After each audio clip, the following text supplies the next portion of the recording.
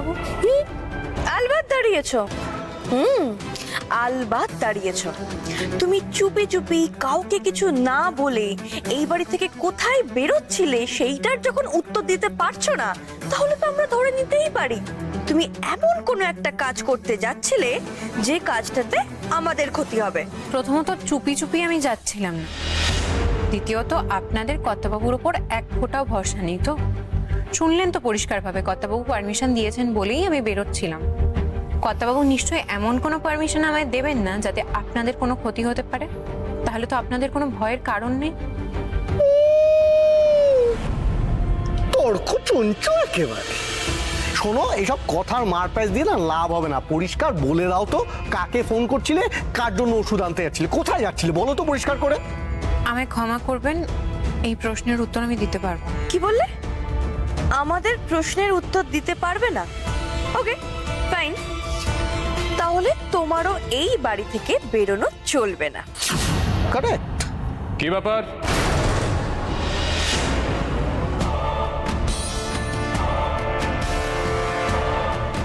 হঠাৎ সোহাগের উপরে এইরকম নিষেধাজ্ঞা জারি হচ্ছে কেন? হঠাৎ নয় রে ভাইয়া, সোহাগ কাউকে একটা ফোনে বলছিল ও নাকি বাবার থেকে পারমিশন নিয়ে কারোর জন্য ওষুধ আনতে যাচ্ছে। তাই আমরা এটাই জিজ্ঞাসা করলাম যে কার জন্য ওষুধ আনতে যাচ্ছে, কিন্তু সোহাগ তো কিছুতেই বলতে চাইছে না। বলতে নাই চাইতে পারে। সোহাগের যে সব পার্সোনাল কথা তোদের জানাতে হবে এমন তো কোনো কথা নেই। না না, ইয়ে মানে সূর্য, ওই সোহাগ সোহাগ তো শহরের পথঘাট খুব একটা ভালো চেনে না, তাই পথ ভোলা পথিকের মতো যাতে পথ হারিয়ে না যায় সেই জন্যই, মানে সোহাগের ভালোর জন্যই আমরা জানতে চাইছিলাম যে সোহাগ কোথায় যাচ্ছে, কি কি কার জন্য যাচ্ছে, মানে ওই ওই আর কি। জিজু, সোহাগ ইজ ভেরি ইন্টেলিজেন্ট।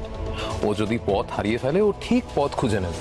ওকে, তাই ওকে নিয়ে আমাদের ব্যস্ত না হলেও চলবে। আর ওয়ান মোর থিং, সোহাগের ব্যাপারে তোমাদের কনসার্ন যে কতটা আমি সেটা জানি, উইচ ইজ 0। তাই আমি তোমাদেরকে একটা রিকোয়েস্ট করছি, ইন ফিউচার প্লিজ সোহাগকে ডিস্টার্ব করো না। Let her leave her own life. Okay Sohag, তুমি এসো।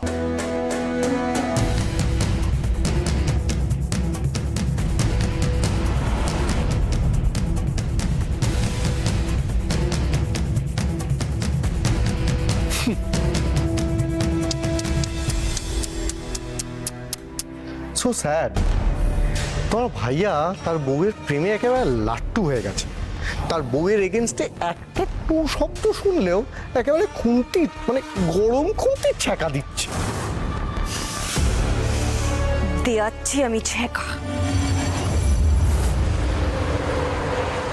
হ্যাঁ, বুঝলাম।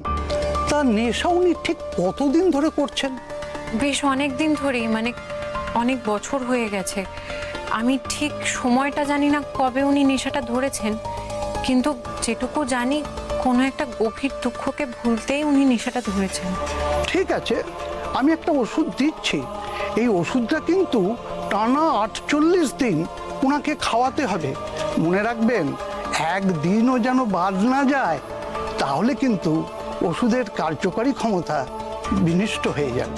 আচ্ছা, কিন্তু এই ওষুধের ঠিকঠাক কাজ হবে তো কবিরাজ মশাই?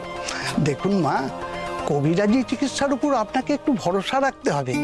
চিকিৎসা শাস্ত্রে এই আয়ুর্বেদিক চিকিৎসাই হলো সবচেয়ে প্রাচীন চিকিৎসা। বিশ্বাস করে রোগীকে খাওয়ান, নিশ্চয়ই কাজ হবে। যার জন্য আপনি ওষুধ নিতে এসেছেন, তিনি সম্পর্কে আপনার কে হন? আমি যে বাড়িতে কাজ করি উনি ওখানকার মনিব। ও আচ্ছা, আমি ওষুধটা বানিয়ে রেখেছি, একটু নিয়ে আসি।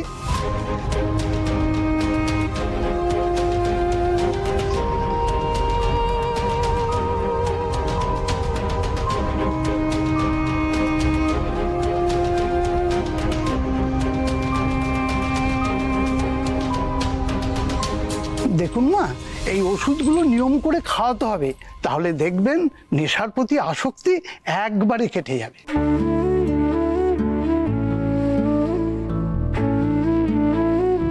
কত দিতে হবে কবিরাজ মশাই? 500 টাকা।